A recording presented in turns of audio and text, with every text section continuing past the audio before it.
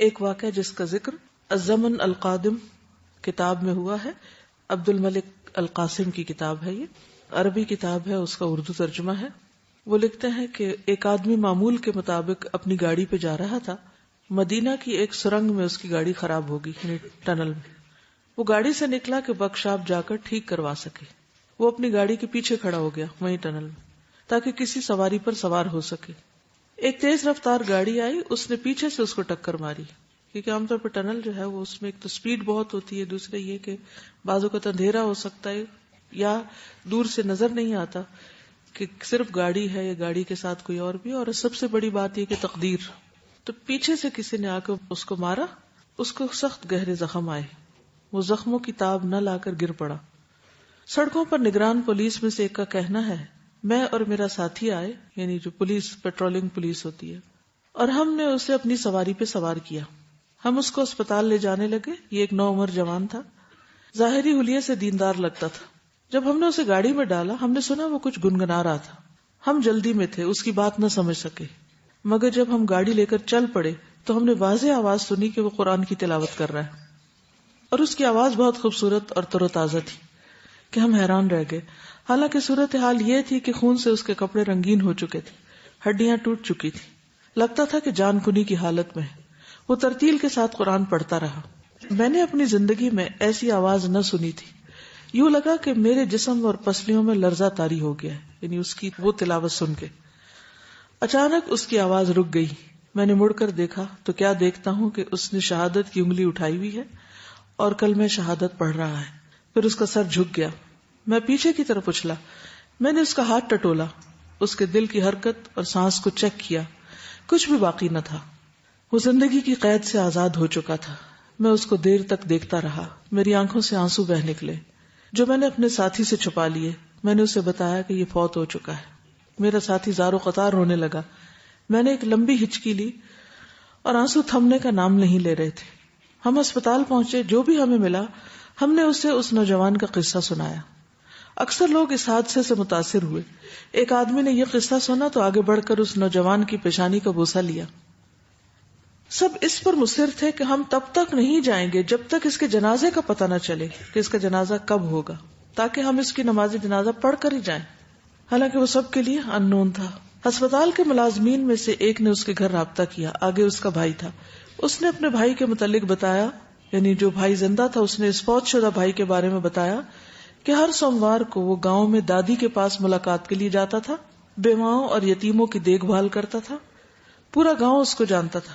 وہ ان کو دینی کتابیں اور دینی کیسٹس دیتا تھا۔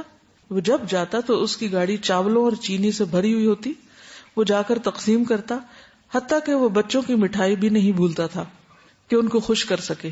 جو بھی اس کو سفر کرنے سے روکتا وہ اس کو منع کر دیتا اور کہتا کہ میں لمبے سفر سے فائدہ اٹھاتا ہوں، یعنی میں گھبراتا نہیں، میں اس کو انجوائے کرتا ہوں۔ راستے میں قرآن حفظ کرتا ہوں اور اس کی دہرائی کرتا ہوں، دینی کیسٹس اور لیکچر سنتا ہوں، اور میں اللہ کے ہاں ثواب کی امید رکھتا ہوں کہ مجھے ہر قدم کا ثواب ملے گا، کیونکہ نیکی کے راستے میں جا رہا ہوں۔ اگلے دن مسجد نمازیوں سے بڑھ گئی۔ میں نے مسلمانوں کے بھاری مجمع کے ساتھ اس کا جنازہ پڑھا۔ نماز سے فارغ ہو کر اس کو قبرستان لے گئے۔ بالآخر ہم نے اس کو تنگ و تاریک قبر میں دفنا دیا۔ آخرت کے جہان کا اس کا یہ پہلا دن تھا، اور گویا کہ میرے لیے اس جہان کا بھی پہلا دن، کیونکہ میری بھی زندگی بدل چکی تھی۔ اس سے کیا پتہ چلتا ہے کہ تبلیغ صرف لیکچرز دینے کا نام نہیں ہوتا۔ ڈیپینڈ اس پہ کرتا ہے کہ ہم اس پر عمل کتنا کرتے ہیں، ہماری عملی زندگی کیسی ہے، ان باتوں کے مطابق جو ہم کرتے ہیں یا اس کے مخالف۔ اور یہی کسی شخص کے بہترین آثار ہو سکتے ہیں کہ مرنے کے بعد لوگ بغیر اس کو جانے اس کا جنازہ پڑھیں، اس کی نیکی سے متاثر ہو کر، حالانکہ وہ اس کو زیادہ نہیں جانتے تھے، بس یہ آخری وقت کا عمل، چھوٹا سا عمل، اور یہ عمل کی تبلیغ تھی۔ اللہ دلوں میں محبت ڈالتا ہے نا، کہ کوئی آپ کے لیے دعا کرے یا آپ کا جنازہ پڑھے یا آپ کے پیچھے آئے۔ اس وقت لوگوں کو اس سے کس چیز کی توقع تھی کہ کیا دے گا وہ ان کو مر کے؟ کچھ بھی نہیں۔ وہ اس کی محبت میں جا رہے تھے اس کے پیچھے۔ اور اس سے محبت کیوں تھی؟ کیونکہ وہ اللہ سے اور اللہ کی کتاب سے اور اللہ کے دین سے محبت کرتا تھا۔ اب جتنے بھی لوگ اس کی وفات کے اس واقعے سے متاثر ہو کر بدل گئے، اس کا اجر کس کو ملے گا؟ اسی کو ملے گا۔ تو حقیقت یہ ہے کہ جو اچھا خاتمہ ہے وہ انسان کی سب سے بڑی خوش قسمتی ہے. کوئی بات آپ کہیں گے اس واقعے سے؟ جی، زندگی میں اس کا جو عمل تھا اور جس پر اس کی استقامت تھی اور لوگوں کے روکنے کے باوجود وہ اپنی نیکی پہ ڈٹا رہا، وہی عمل اس کا آخری عمل بن گیا. اسی راستے میں اس کی موت آ گئی. ان الذین آمنوا وعملوا الصالحات سیجعل لهم الرحمن ودا. جو لوگ ایمان لائیں گے اور نیک عمل کریں گے، عنقریب اللہ تعالیٰ ان کے لیے دلوں میں محبت پیدا کر دے گا. تو ہمیں لوگوں کے پیچھے بھاگنے کی ضرورت نہیں کہ وہ ہمیں چاہیں یا وہ ہمیں محبت دیں. ہمیں اپنے آپ کو اللہ کے ساتھ خالص کرنے کی ضرورت ہے، اور باقی سب کچھ تو اللہ کے ہاتھ میں. وہ جس کے ذریعے چاہے گا دلوائے گا. حضرت ابراہیم علیہ السلام جب ان کو آگ میں پھینکا جا رہا تھا تو اس دوران کہ انہیں اٹھا کے آگ کی طرف لے جایا جا رہا تھا، جبریل علیہ السلام حاضر ہو گئے کہ بتائیے میں آپ کی کیا مدد کر سکتا ہوں. انہوں نے کیا کہا تھا اس وقت؟ حسبی اللہ و نعم الوکیل. آپ کی مدد نہیں، اللہ کی مدد چاہیے، اور اللہ ان کو کافی ہو گیا. بندے تو خود محتاج ہیں، مخلوق تو خود محتاج ہے، لیکن اتنا توکل ہو اللہ پہ تو پھر ہم کہتے ہیں نا.